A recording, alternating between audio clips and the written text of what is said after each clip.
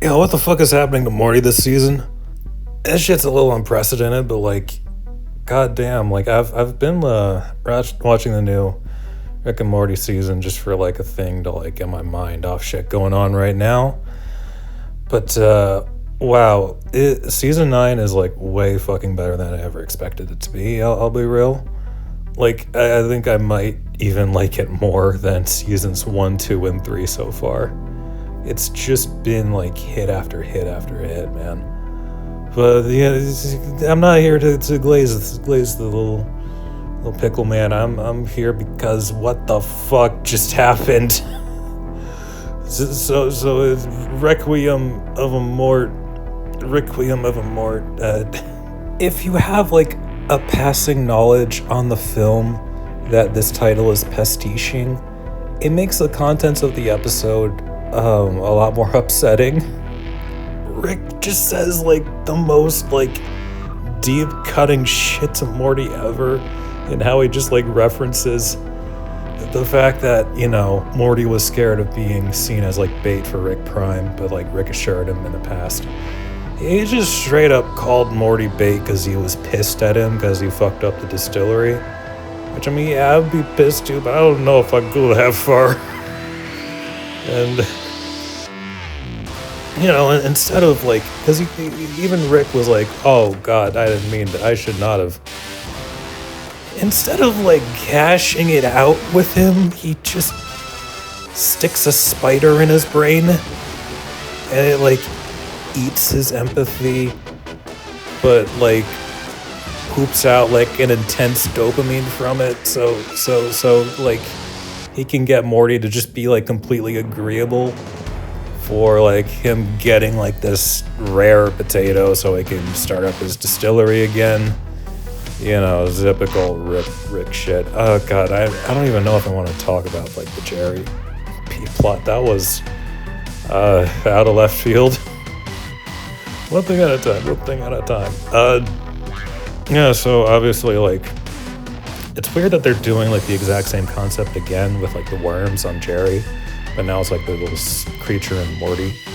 But I think they get like way more disturbing with it here because it is straight up like altering his like mind's physiology, like physically, like it's actually like eating his brain. And yeah, so like Morty gets drugged up on it so long that it ate all of his empathy. So we follow like the second half of the episode where Morty, against his will, is turned into a sociopath. And, you know, he starts acting, you know, like evil Morty, but like, you know, people are like, oh, is this like evil Morty's secretly his origin story? Is this in the past?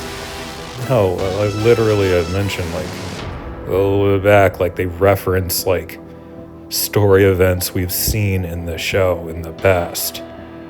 So it just would not make any fucking sense.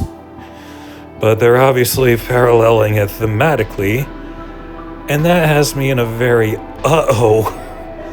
kind of feeling with the rest of this season because they don't resolve it. Morty just has a hole in his brain by the end of the episode, a giant gaping hole in his brain that he just doesn't get back. And it's literally the thing that keeps him from, you know, doing insane shit. It's like that good-natured part of him, but it's just like permanently gone. Why is it permanently gone? You know, maybe Rick just solves it off screen and I'm thinking too much into it, but like, with the fact that like the last 2 episodes highlight very specific things from what I'm seeing from the trailers, like at the start of the next episode, Morty is just like bullying everybody with Rick's tech. Like, yeah, I remember back when I saw that teaser before, like the context of like everything before it, I was like, oh, this is weird. They're kind of like they're having Morty like slump back into like his mid-season self. No, it apparently I'm guessing it was because of the